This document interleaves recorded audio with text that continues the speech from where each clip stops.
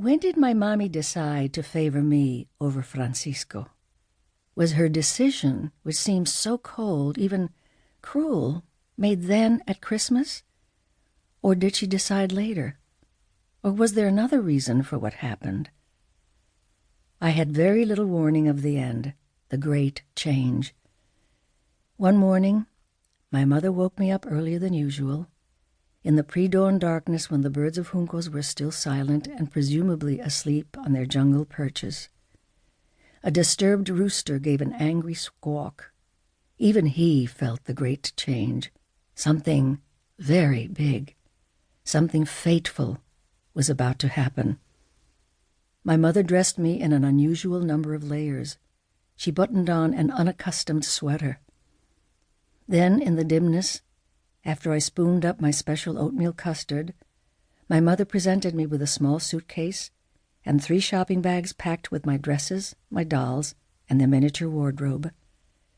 Then Mommy gave me a surprise, new wardrobe, a heavy sweater, a woolen coat, some long knee socks, and a pair of new thick shoes, all closed up, no place for my toes to poke out as they do from my sandals. Then she announces in a breathless voice, new as the morning shadows, "We are leaving Juncos. We are moving to America." I am very excited at the thought of taking a trip on a ship. The puzzlement is that Francisco isn't going with us. Not yet. But he will come too later. I am taking you first because you are a big girl and you won't cry.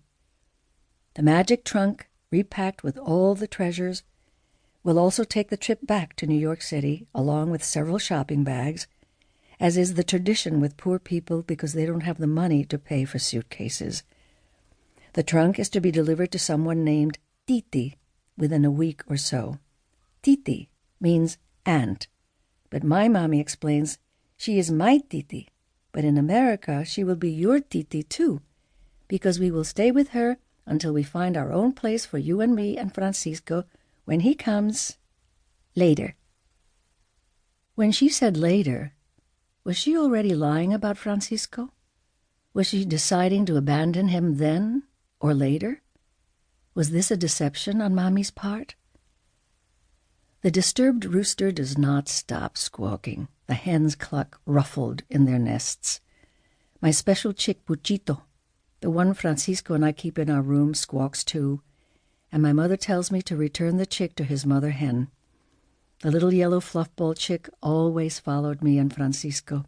He would sit in our hand and lie hypnotized if we turned him upside down. I don't want to leave my little Puchito. I do so with reluctance.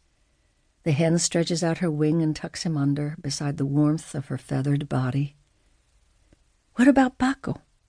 Even then, at 5, I sense that my father, Paco, is history, that we are leaving not just Puerto Rico, but also Paco. Paco seemed to be already fading in my memory, as if I always knew somehow that he was not a permanent papi. He disappears almost before my eyes, a thin man with an even thinner gigolo mustache. He is growing fainter. Now I can conjure only 2 images of my father, Paco José Alverio.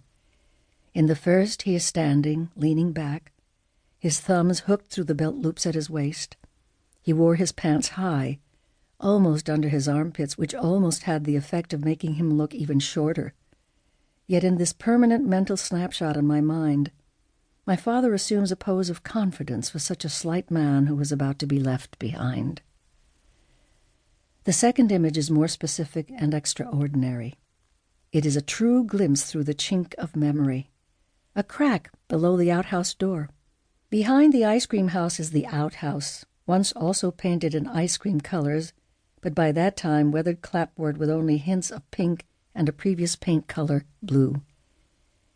There are boards missing, and one major crack on the bottom of the door where the wood doesn't meet the earth.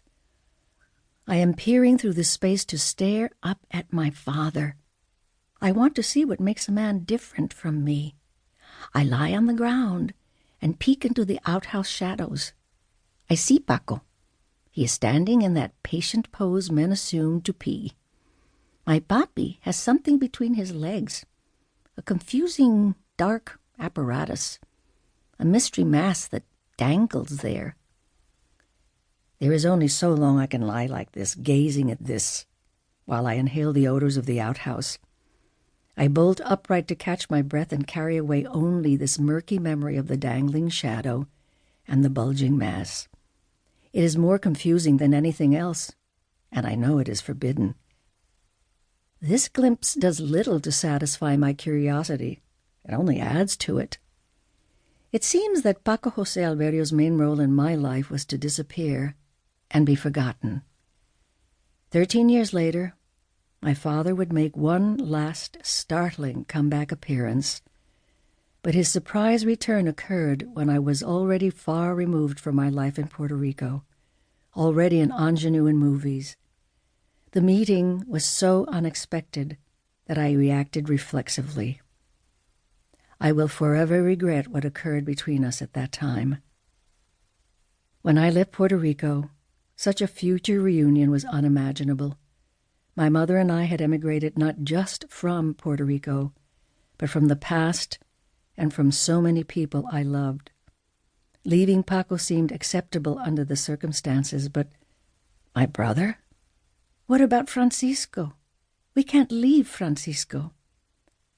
I cried as Mommy kept repeating, "Francisco can't come to America this trip," in answer to my pleas that my baby brother come too. "Francisco, Francisco," became my chant. "Francisco too." I could not imagine my life without him, my soft, butter-skinned baby brother. I had been the big sister, holding him when Mommy was sewing and Fela was cooking. I showed him how to dig in the yard with his small shovel and chase the chickens. Together we watched the eggs hatch and had been raising the fluff-ball yellow chick Puchito. What will happen to our coquis? Who will race them with Francisco? He needs me. The chicken and the frogs need me, and I need him. Francisco too, I repeat. Francisco must come too. Later, my mommy tells me. He's too small now and he would cry. When we are settled in our own place and he's a little bigger, then Francisco will come. The impact of leaving my grandparents, my baby brother, my father, my home, my birthplace, my chicken, did not strike me until much later. At our pre-dawn departure, I remember standing on a dusty road with Justino and Fela, who was holding Francisco. Justino and Fela would see us off on the journey and care for Francisco for what I imagined would be a brief interval. While we stood there, waiting for a hired jalopy truck to San Juan, dawn broke over the jungle, over the ice cream houses. All the forest awakened. A sudden tropical rain fell like a theatrical scrim, all silver shimmer, no real impact. We were barely dampened. Then an old truck rattled to our stop, and we all climbed on. I looked back as long as I could, back at Juncos, through the shimmer of rain. The colors softened like pastels, and that final image of home became less than a memory, more a half-remembered dream.